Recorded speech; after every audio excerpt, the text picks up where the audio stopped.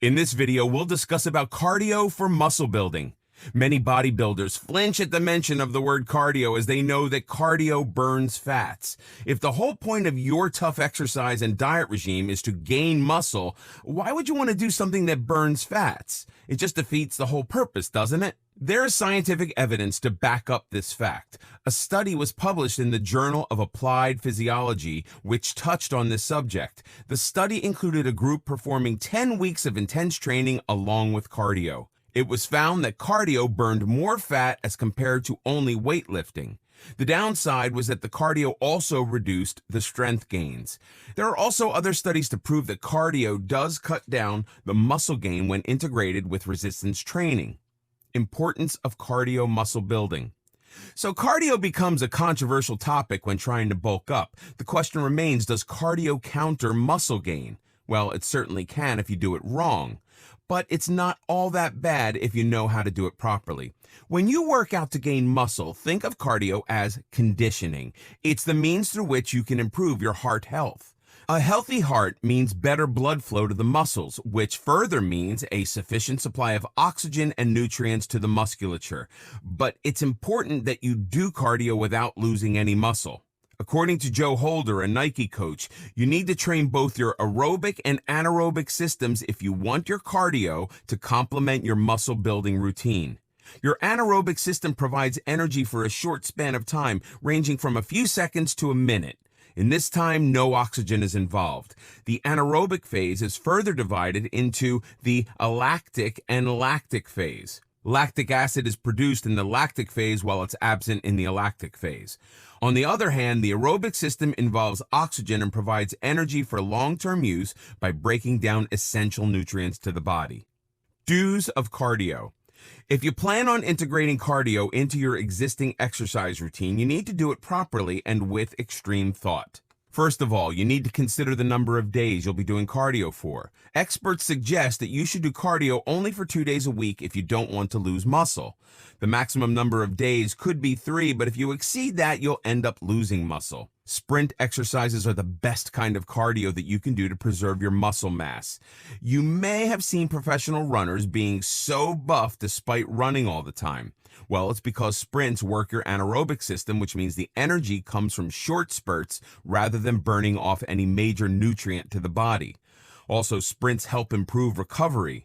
They give your body time to build itself and repair any torn muscle.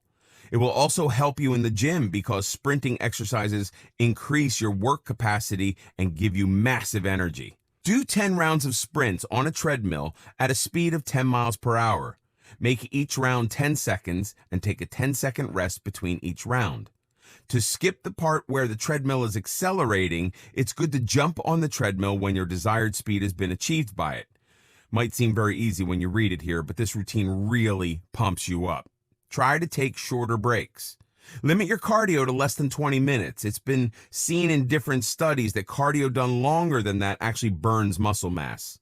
Low-intensity cardio is much better if you want to preserve muscle mass. During low-intensity cardio, your body burns less fat as compared to high-intensity cardio. Also, it builds endurance, so you have a better performance during your gym routine. At the same time, low-intensity cardio is easier on the joints. This is also a considering factor for bodybuilders as they don't want to get injured doing cardio.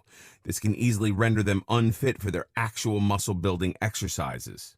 Another smart way to incorporate cardio into your routine is to use it as a warm-up for your strength training. Limit the cardio time to 10 minutes so that it doesn't interfere with your workouts later.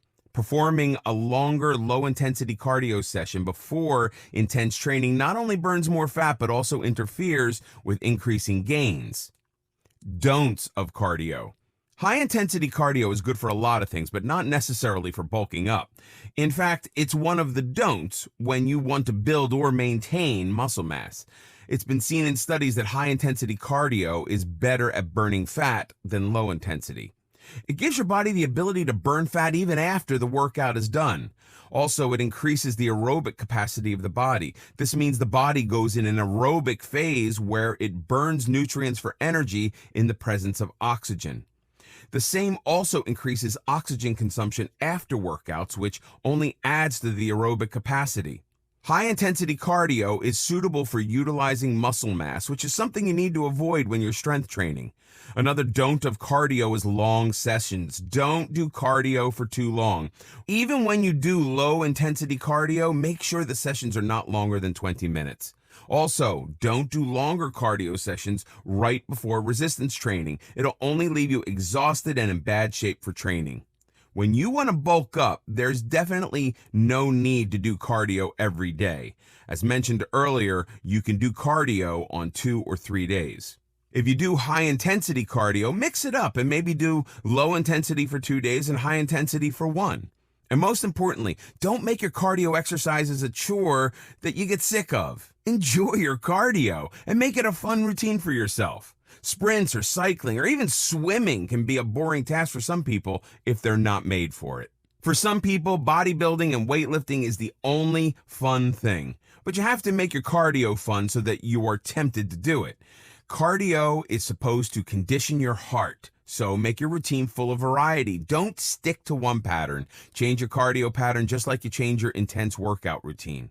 For the first week of the month, try to do low intensity, then moderate intensity for the next week. For the first week of the month, try to do low intensity, and then moderate intensity for the next week, and high intensity every once in a while. Don't let your leg day and cardio fall on the same day. It'll leave you exhausted and you won't be able to do either of them with concentration or motivation. At least let there be a 1-day break between your leg day and your high intensity cardio day. So you can say that cardio is a good way for you to keep on track and to condition your body and heart. Just remember not to overdo anything because your body needs a break from time to time.